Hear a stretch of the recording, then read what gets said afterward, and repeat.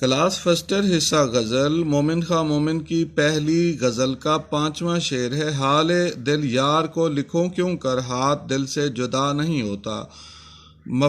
مفہوم: محبوب کو حال دل یوں سمجھایا جا سکتا ہے کہ وہ عاشق پر مہربان ہو جائے۔ اس شعر میں عاشق کی پریشانی اور تذبذب یا مخمصے کو دلچسپ انداز میں پیش کیا گیا ہے۔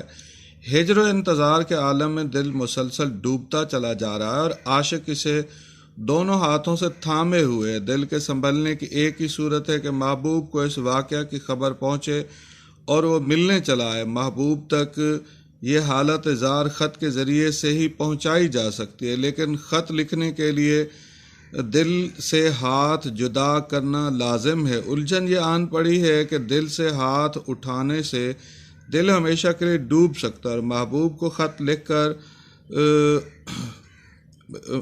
پہنچانا بھی ضروری ہے، اور دل سنبھالے کہ اس خط کو لکھے، دست عاشق پہ کیا گھڑی آئی۔ عاشق اپنے محبوب کے دیدار کو ترستا ہے، کیفیت ہجر کی اذیت سے دوچار ہے۔ وہ محبوب سے کسی نہ کسی صورت میں رابطہ قائم کرنا چاہتا ہے۔ اس کا جی چاہتا ہے کہ محبوب کو اپنے دل کا حال بتائے۔ بہترین انداز یہ ہو سکتا ہے کہ وصل ہو جائے، ہجر ختم ہو جائے اور ملاقات کی صورت میں دل کو قرار آ جائے اور آپس میں گفتگو ہو۔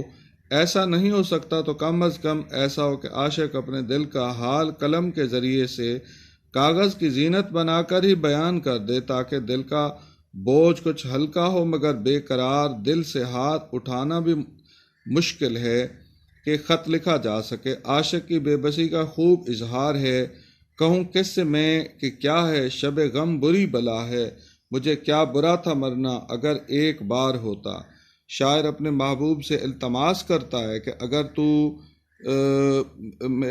میرا حال دل جاننا چاہتا ہے تو شرف ملاقات عنایت کر، تاکہ دل کو سکون نصیب ہو اور بے چین دل سے ہاتھ جدا کر کے تجھے دل کا حال بتا سکوں۔ محبوب کے لیے پیغام یہ ہے کہ اب عاشق کو زیادہ نہ تڑپایا جائے، دوری ختم کر دی جائے، فاصلوں کا خاتمہ کر دیا جائے، نفرت کو محبت میں بدل دیا جائے، ہجر کو وصال میں تبدیل کر دیا جائے، تاکہ بے قرار دل کو قرار مل جائے۔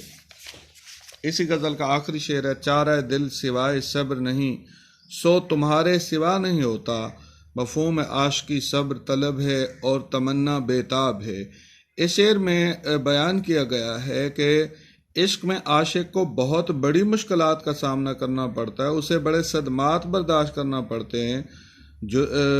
محبوب سے جدائی اس کے لیے اذیت کا باعث بن جاتی ہے۔ وہ اس عالم میں رات دن بے چین اور بے قرار رہتا ہے، آنکھوں سے آنسو رواں رہتے ہیں۔ عاشق اپنے تمام تر غموں کا علاج وصال یار میں تلاش کرتا ہے، اس کے علاوہ دکھی دل کا مداوع ممکن نہیں ہوتا۔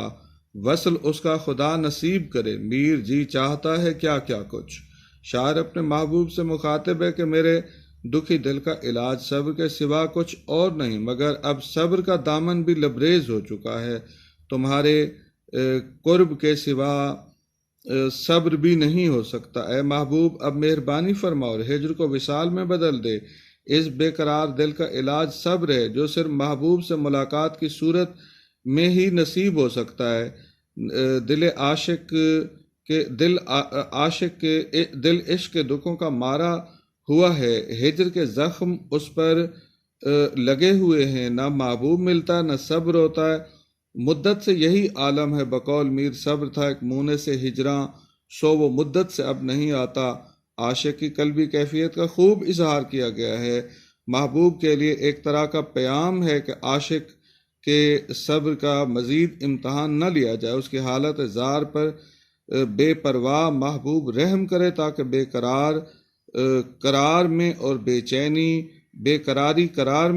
بے چینی چین میں بدل جائے۔